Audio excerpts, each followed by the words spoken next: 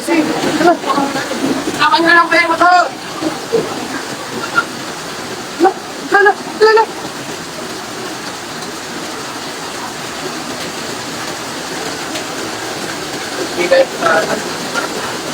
Ito mo matanda. Ayun lang, ano na, okay na yan. Okay na yan.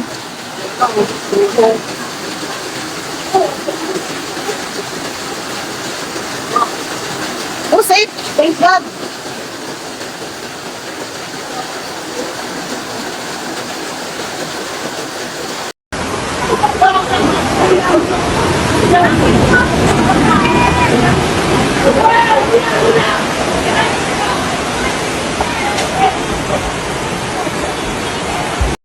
Ay, nako, lalim mo.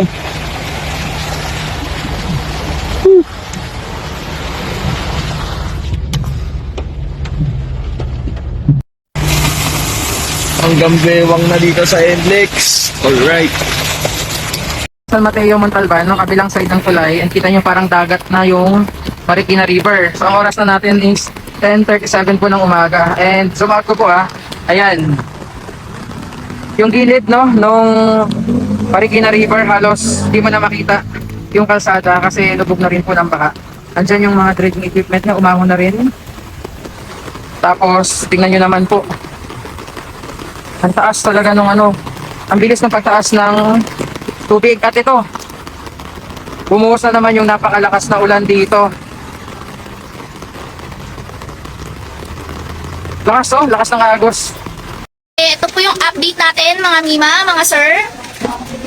Ayan, na-rescue na po lahat ng ating pasahero sa bus. Lahat po sila is ligtas na. Ayan na po, mas lalong lumalim yung baha dito sa Araneta Avenue. Ayan na po, kung makikita nyo po kanina sa live ko, kalahati pa lang po ng bus ang napapasukan ng tubig. So hanggang upuan pa lang po yun. So ngayon, medyo tumaas na po siya. Ayan po. Zoom na po yan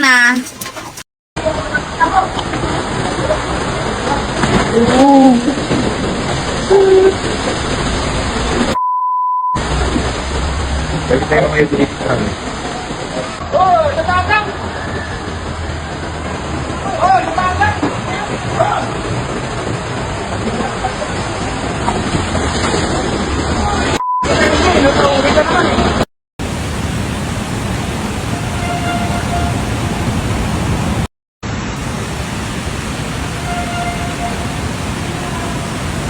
Ay, motor, tinutulak na lang.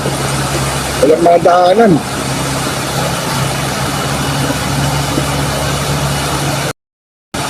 Hindi natin nakakayanin ng truck na to. Ayan. Baka matibay si Kuya.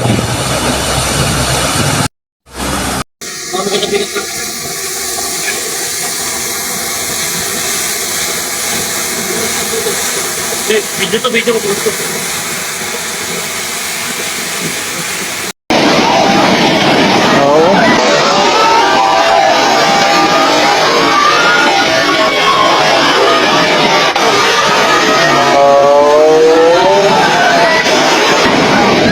May tao! May tao! Bro! Tao, naanod!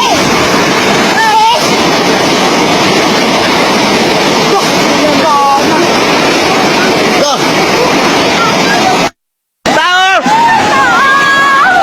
Fire guys, go! Kinsa man daw? Kinsa man daw? Yate!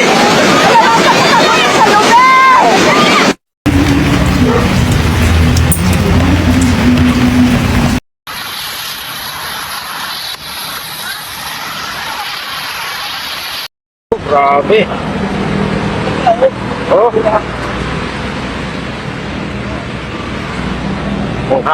Ang lalim masyado yung mga kuya. May bula pa na sa ako. Aranita. Tulay na Aranita. Ayan. Grabe. So,